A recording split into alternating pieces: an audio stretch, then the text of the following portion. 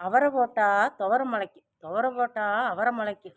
அப்படி ஒரு தேசத்தில் கூந்தல் இல்லாத ராஜகுமாரி தூர் இல்லாத குடமெடுத்து கரையில்லாத ஆற்றுக்கு தண்ணி எடுக்க போனாலாம். தலையில்லாத மானு வேறில்லாத புல்ல சாப்பிட, கண்ணில்லாத குரடம் பார்த்து காலில்லாத மொடவாங்கிட்ட சொல்ல, மொடவான் துப்பாக்கி எடுத்து பட்டுன்னு சுட, குண்டு மானு மேலே படாமல் மானு வயிற்றுல இருந்த குட்டி மேலே பட்டு குட்டி செத்து போச்சான்.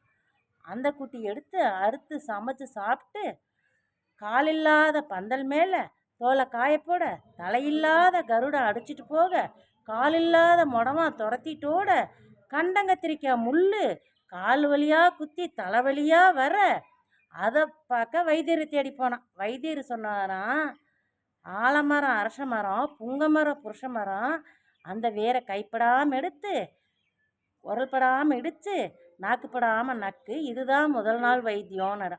ரெண்டாவது நாள் வைத்தியம் கண்டங்கத்திரிக்காய் வேர் எடுத்து கைப்படாமல் உரலை திருப்பி போட்டு உலக்கால குத்தாமல் புறங்கையால் நக்குன்னு. ரெண்டாவது நாள் வைத்தியம்.